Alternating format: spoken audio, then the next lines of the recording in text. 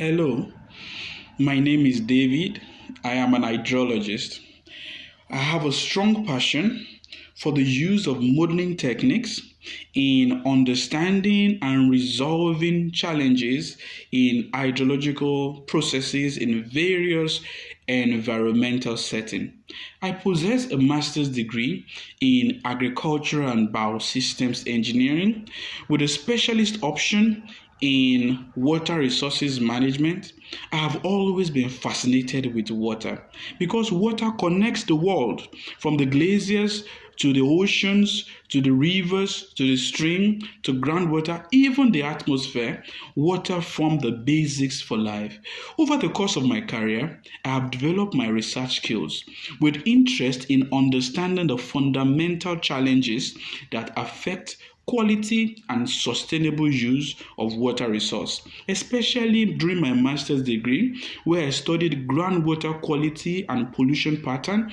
I employed linear and spatial modeling to unravel the pollution causality in the groundwater system in the study area. My research pursuits since then have been centered around coupling hydrological models with climate models, for example, and extracts from my work have been published in several peer-reviewed outlets, such as The Impact of Climate Change and Drought Attributes in Nigeria, published in Atmosphere of the MDPI publisher, and Geospatial and Statistical Evidence of the Impact of Non-Engineered Landfill Leaches on Groundwater Quality, published in the IEEE conference hosted in Landmark University where I currently work.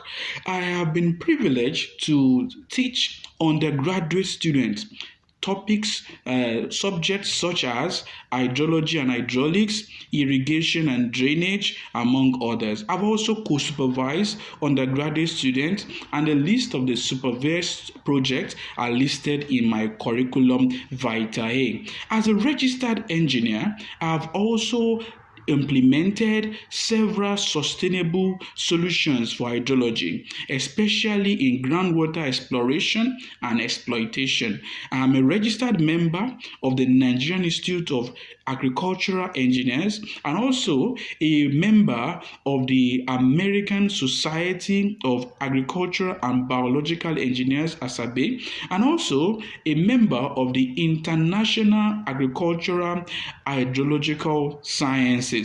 Considering my knowledge in the practical theories of hydrology and my hands-on field experience, the advertised position seamlessly aligns with my research and career goals.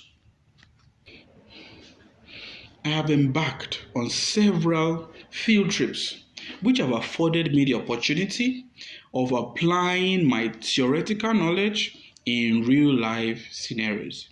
I have been exposed to practical aspects in hydrology, such as stream flow rate measurement using the volumetric methods and weirs, among others, in precipitation monitoring, temperature monitoring from local weather stations, also in geophysical survey using methods such as the vertical electrical sounding, electromagnetic method, and also in water quality sampling and laboratory analysis. I consider field work to be quite rewarding because it affords the researcher with the opportunity to understand real-world scenarios which may not be adequately captured in textbooks and theories. For example, the Cooper and Jacob solution for groundwater analysis flow is based on an assumption of homogeneous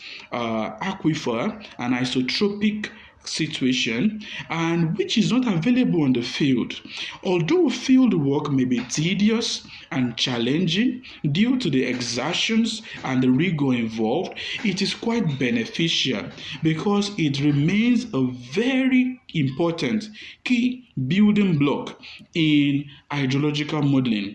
It provides us the data to validate and calibrate the output of the hydrological models. It also helps us to clearly show the interactions between the various components in the hydrologic cycle. And also, it helps us to trace sources of errors in our hydrological models. This is very important in uncertainty quantification and in overall improvement of the hydrologic modeling results.